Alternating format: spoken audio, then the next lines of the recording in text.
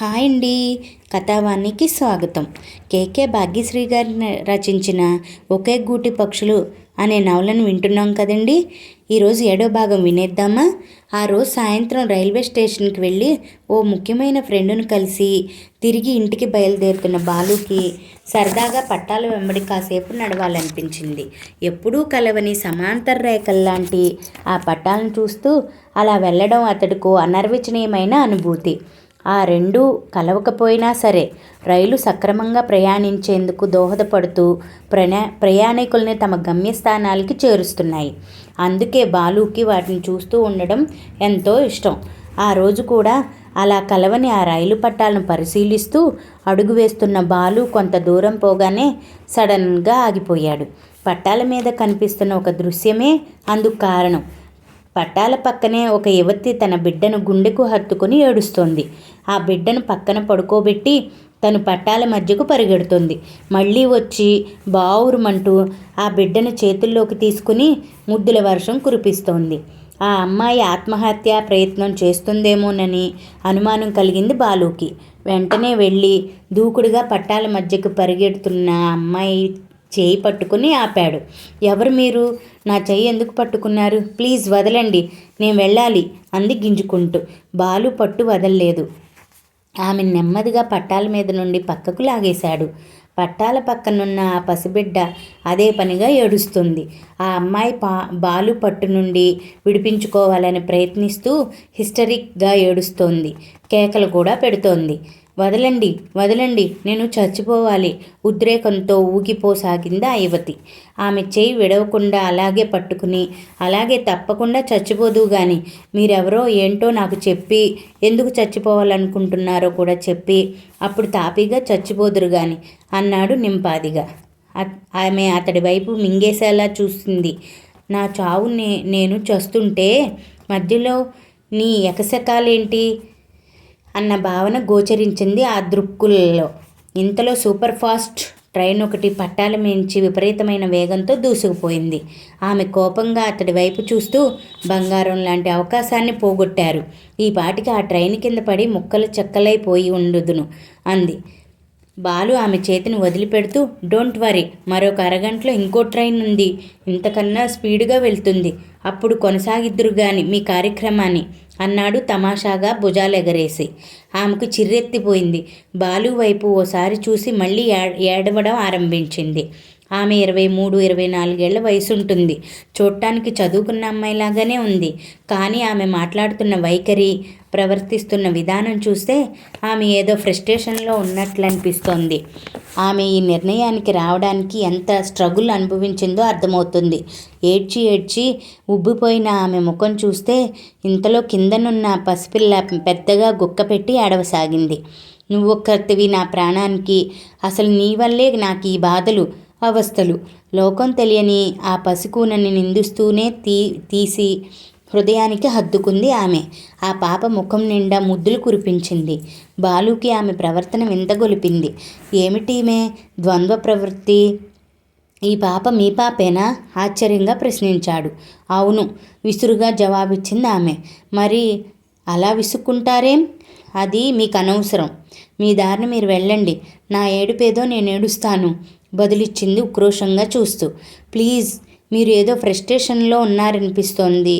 నేను మీకు ఒక మంచి ఫ్రెండ్ని అనుకుని మీ బాధ నాతో చెప్పుకోండి, నేనేదైనా సహాయపడగలనేమో ఆలోచిస్తాను మృదువుగా చెప్పాడు బాలు. ఆ దేవుడే నా పట్ల దయ లేకుండా ప్రవర్తించాడు. మానవ మాతృలైన మీ వల్ల ఏమవుతుంది? నిర్లిప్తంగా పలికింది ఆమె. ఆ మాటల్లో వేదాంత ధోరణి బాలుని కదిలించింది. అన్ని వేళలా అందరికీ సహాయపడాలంటే ఆయనకి మాత్రం ఎలా వీలవుతుంది చెప్పండి? ఆయనకి ఎన్ని పనులు, ఎన్ని వ్యవహారాలు, ఎంత బిజీ. అందుకే ఆయన తరపున నేనొచ్చాను. దేవదూతను అనుకుని నీ ప్రాబ్లం ఏమిటో చెప్పండి బాలు అన్నాడు అభ్యర్థనగా. ఆమెను సాధ్యమైనంతగా మాట్లాడించి ఆమె మూడు డైవర్ట్ చేయాలన్నదే బాలు తపన. ఏమనుకుందో ఏమో ఈసారి ఆమె పౌరుషంగా మాట్లాడలేదు.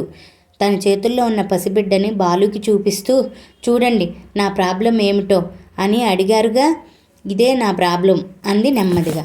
పరిశీలనగా ఆ పాప ముఖంలోకి చూసిన బాలు ఉలిక్కిపడ్డాడు. ఆ బిడ్డకు గ్రహణం ముర్రి. పై పెదవి రెండుగా చీలి ఉంది. బిడ్డ చంద్రబింబంలా ఉంది. కానీ చంద్రుడికి మచ్చలా. ఆ పాపలో ఈ అవకరం. బాలు మనసు కకావికలమైంది. గ్రహణం మొర్రి. కానీ చిన్న ఆపరేషన్తో సరిపోతుంది. పెదవి మామూలుగా అయిపోతుంది. దీనికి మీరు ఆత్మహత్య చేసుకోవడం దేనికి? ఆశ్చర్యంగా అడిగాడు బాలు. ఆమె ఓసారి బాలు వైపు చూసి, అవిటి పిల్ల, పైగా ఆడపిల్ల. నేనున్న పరిస్థితుల్లో ఈ పిల్లని సక్రమంగా పెంచలేను. అందుకే ఆత్మహత్య చేసుకోవాలనుకుంటున్నాను అంది నిరాశగా. మీరు ఆత్మహత్య చేసుకుంటే మీ సమస్య పరిష్కారం అయిపోతుందా? మరింత జటిలమవుతుంది. ఆడపిల్ల, అవిటి పిల్ల, మీరే చెప్తున్నారు. మీరు లేకుండా ఆ పాప బతుకు మరింత హీనమవదా? సూటిగా ప్రశ్నించాడు బాలు. నేను పోయాక నాకు తెలియదుగా ఏం జరుగుతుందో. ఆమె మాటల్లో తెగింపును చూసిన బాలుకి ఆమె ఏదో చెప్పుకోలేని వేదంతో సతమతమవుతోందని బోధపడుతుంది. అది ఎస్కేపిజం అని అనిపించుకుంటుంది. పరిస్థితులను ఎదుర్కొనే ధైర్యం లేక పిరికిగా పారిపోవడం ధర్మం కాదు, హితవు పలికాడు. ధర్మాధర్మాలు తప్పొప్పులు ఎంచే పరిస్థితిలో నేను లేను. కానీ ఆత్మహత్య చేసుకునే హక్కు కూడా మీకు లేదు. అది చట్టరీత్యా నేరం కూడాను. నేనొక స్నేహితుడిని అనుకుని నాతో మీ బాధ చెప్పుకోండి ప్లీజ్, మెత్తగా అడిగాడు బాలు. బాలు మాటలు ఆమెపై ప్రభావాన్ని చూపాయి. అతడి వాక్కుల్లోని కరుణ, స్నేహభావం ఆమెని ఊరడిల్లేలా చేశాయి. నా పేరు విరజ. నాకు పెళ్ళై 6 ఏళ్లు గడిచాయి. నా భర్త ఒక ప్రైవేట్ కంపెనీలో ఉద్యోగం చేస్తాడు. ఆయనకు లేని వ్యసనం లేదు. పైగా అనుమానపు పక్షి. నాకు గతంలో 2 సార్లు అబార్షన్స్ జరిగాయి. నాకిక పిల్లలు పుట్టే యోగం లేదని, నా భర్తకు మళ్ళీ పెళ్లి చేస్తామని అత్తింటి వారు బెదిరించడం ప్రారంభించారు. ఈ నేపథ్యంలో నేను మళ్ళీ నెల తప్పాను. ఈసారైనా బిడ్డ సజీవంగా పుట్టాలనే ఎన్నో ప్రార్థనలు చేశాను ఆ దేవుడికి. కానీ ఆయన సగమే ఉన్నట్టున్నాడు. ఇలా గ్రహణం మొర్రి పిల్లను ప్రసాదించాడు.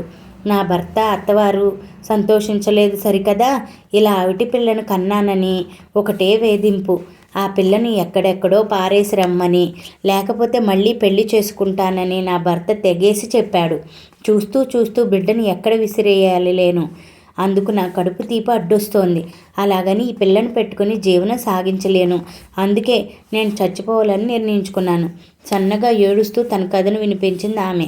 దానికి మీరు చావడం దేనికి? మీ ఆయన చెప్పినట్లు ఈ పిల్లను ఏ శరణాలయంలోనూ పడేసి మీ భర్తతో హాయిగా కాపురం చేసుకోవచ్చుగా. ఆమె ఏమంటుందోనని కావాలనే వ్యంగ్యంగా అడిగాడు బాలు. ఆమె కోపంగా చూసి, 10 నెలలు మోసి కన్న బిడ్డను దూరం చేసుకుని మనశ్శాంతితో బతకలేను. అందుకే చావాలనుకుంటున్నాను అంది. మరి మిమ్మల్ని దూరం చేసుకుని మీ బిడ్డ మాత్రం హాయిగా జీవించగలదా? తల్లి లేని పిల్ల, పైగా అవిటి పిల్ల, ఆడపిల్ల, ఒంటరిగా మనుగడ ఎలా సాగించగలదు? ఆలోచించండి. ఈసారి బాలు అన్న మాటలు ఆమె మీద ప్రభావాన్ని చూపించినట్లుగా ఉన్నాయి. ముఖంలో ఇందాకటి నైరాస్యం తొలగి ఇంకేదో భావం చోటు చేసుకుంది. నిజమే, మీరన్నట్లుగా నేను పోయిన తర్వాత నా పాప జీవితం దుర్భరమే. కానీ బతికుండి మాత్రం నేనేం చేయగలను? ఎలా దీని జీవితం ఉద్ధరించగలను? ఏదో నిస్పృహ ఆవరించుకుంది ఆమెలో. ఆమె ఆలోచించడం మొదలుపెట్టిందన్న విషయం అర్థమైంది బాలుకి. మనిషి ఆలోచించడం మొదలుపెట్టాక తన సమస్యకు తానే పరిష్కారం వెతుక్కోగలడు. తాను చేయవలసిందల్లా ఆమెలో అడుగంటిపోతున్న ఆత్మవిశ్వాసాన్ని పెళ్ళూపుకేలా చేసి కాస్తంత ధైర్యాన్ని కలిగించి బతుకు మీద ఆశ పుట్టేలా చేయడమే. ఎందుకు ఉద్ధరించలేరు? మీ కాళ్ళ మీద మీరు నిలబడినాడు తప్పకుండా మీ బిడ్డ బాగోగులు చూసుకోగలరు. ధైర్యం ఇంజెక్ట్ చేయడానికి పూనుకున్నాడు బాలు. ఆమె అనాస్తకంగా అతడి వైపు చూసి, నేను చదివింది కేవలం 10th క్లాస్. దాంతో నేను ఈ ప్రపంచంలో ఎలా నెగ్గుకు రాగలను అంది విరక్తిగా. ఒకసారి బతుకు మీద విరక్తి పుట్టిన వాళ్ళు అంత త్వరగా తిరిగి జీవితం పట్ల అనురక్తిని పెంచుకోలేరు. అవునా కాదా? ఏం చేయాలి? అడుగు ఎటువైపు వేయాలి? ఇత్యాది మీ మాంసాలన్నీ చుట్టుముట్టి వేధిస్తుంటే ఏదీ నిర్ణయించుకోలేని విచిక్కతో మనసు ఊగిసలాడుతోంది. విరజ స్థితి అదే. బాలు మాటలతో ఒక పక్క మానసిక స్వంతన చేరుతున్న ఏ అండ ఆధారము లేకుండా ఒంటరి పోరాటం ఎలా సాగించాలో నన్న బెంగ ఆమెను పట్టి కుదిపేస్తుంది. ఆమె ముఖ కవళికల ద్వారా ప్రతిబింబిస్తున్న ఆమె మానసిక సంఘర్షణను చదవగలిగిన బాలు మరికొంచెం ఓదార్పును ఆమెకు అందించడం తన కర్తవ్యంగా భావించాడు. చదువు లేకపోతేనే మీకు ఏదో పనిలో ప్రావీణ్యత ఉండే ఉంటుంది. దాని ఆధారంగా మీ బతుకు గడవకపోదు. మీరు మీ కాళ్ళ మీద నిలబడే వరకు మీకు తగిన సహాయ సహకారాలు అందిస్తానని హామీ ఇస్తున్నాను చెప్పాడు మృదువుగా. మీకేం అవసరం? అయినా మీకు నాకు మధ్యన గల సంబంధం ఏమిటి? మీరు నాకెందుకు హెల్ప్ చేయాలి? ఆమె కళ్ళల్లో ఏదో అపనమ్మకం లీలామాత్రంగా కదలాడింది. దాన్ని గమనించలేకపోలేదు బాలు. మనిద్దరి మధ్యన గల సంబంధం ఏమిటని కాదు అడిగారు. మనిషికి మధ్య బంధం, మానవతా సంబంధం. అందుకే ఒక మనిషిగా మీకు సహాయపడాలనుకుంటున్నాను.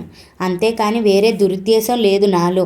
నన్ను నమ్మండి అన్నాడు బాలు ఆమెను అనునయపరచాలని చూశాడు. ఆమె కళ్ళల్లో ఇంకా బెదురు తొంగి చూస్తూనే ఉంది. ముక్కు మొహం తెలియని మీతో వస్తే ఇంకా చిక్కుల్లో పడతానేమో అంది విరజ. బాలు నవ్వుకున్నాడు. పర్వాలేదు, ఈమె మరీ అమాయకురాలు కాదు, బతక నేర్చినదే. ఆ భయం మీకు అక్కర్లేదు. మీకేదో ఉపాధి దొరికే వరకు నా దగ్గర ఉండవచ్చు. నన్ను అభ్యంతర పెట్టేవారు కానీ ఆంక్షలు పెట్టేవారు కానీ ఎవ్వరూ లేరు అన్నాడు బాలు. అయినా సరే, మగవాడి మాటలు నమ్మి ఉచ్చులో చిక్కుకోకూడదని మా నాయనమ్మ చెప్పేది. మీరు మంచివారేనని నమ్మకం ఏమిటి? ఆమె మొండితనానికి చిరాకు కలిగింది బాలుకి. అంతలోనే ఆమె వైఖరి సబబే అని అనిపించింది. అపరిచిత పురుషుడి మాటలను ఏ అతివా మాత్రం విశ్వసిస్తుంది? కానీ ఈమె తనని నమ్మాలంటే ఏం చేయగలడు? పోనీ తన దారిని తాను పోదామంటే ఆమె మళ్ళీ ఆత్మహత్యాయత్నం చేస్తుందేమోనని భయం. చూస్తూ ఓ నిండు ప్రాణం పోతుంటే ఎలా ఊరుకోగలడు? పోనీ విరజగారు, మీరు నన్ను నమ్మకపోతే మానేయండి. ఆ రైల్వే పోలీసులకు ఇన్ఫామ్ చేస్తాను. వాళ్లతోనైనా వెళ్ళండి అన్నాడు అసహనాన్ని అణుచుకుంటూ. రైల్వే పోలీసులా? విరజ నుదురు చిట్లిచ్చింది. అవును, మీరు సూసైడ్ అటెంప్ట్ చేయబోయారని వాళ్ళకి రిపోర్ట్ ఇచ్చి నేను వెళ్ళిపోతాను. వాళ్ళొచ్చి మిమ్మల్ని అరెస్ట్ చేసి జైల్లో కూర్చోబెడతారు. అప్పుడు మీ తిక్క కుదురుతుంది అన్నాడు ఓరగా ఆమె వైపు చూస్తూ. విరజ కంగారుగా చూసింది. అమ్మో, జైలుకా? చీ, ఇంత బ్రతికి ఇంటెనకాల చచ్చినట్లు అంది గాబరాగా. మరి నన్ను నమ్మి నాతో రానంటున్నారు? మీకు ప్రామిస్ చేస్తున్నాను విరజగారు, మిమ్మల్ని మాయ చేసేటటువంటి వాడిని కాదు. మీరు నాతో ఒకే గదిలో ఉండనవసరం లేదు. నా ఫ్రెండ్ ఇంట్లో ఉండవచ్చు. ఫ్రెండ్ అంటే మగవాడు అనుకుంటున్నారేమో, కాదు, ఆడఫ్రెండే అన్నాడు ఆమె స్పందన కోసం చూస్తూ. విరజ ఏమీ మాట్లాడలేదు. 10 నిమిషాల మౌనం తర్వాత చెప్పింది. పదండి, నేను మీతో వస్తాను. అమ్మయ్య, స్థిమితపడ్డాడు బాలు. ఇద్దరూ కలిసి స్టేషన్ బయటకొచ్చి ఆటో ఎక్కారు. తల్లి ఒడి చేరిన పాప ఆదమరిచి నిద్రపోసాగింది. అమ్మ పొత్తిళ్లను మించిన భద్రత పసిపాపకి ఎక్కడ దొరుకుతుంది? ఆటో ముందుకు సాగిపోయింది. 7వ భాగం ఇంతటితో సమాప్తం. మిగతా నవలని రేపటి భాగంలో విందామండి. Thank you for watching. Please subscribe for more stories.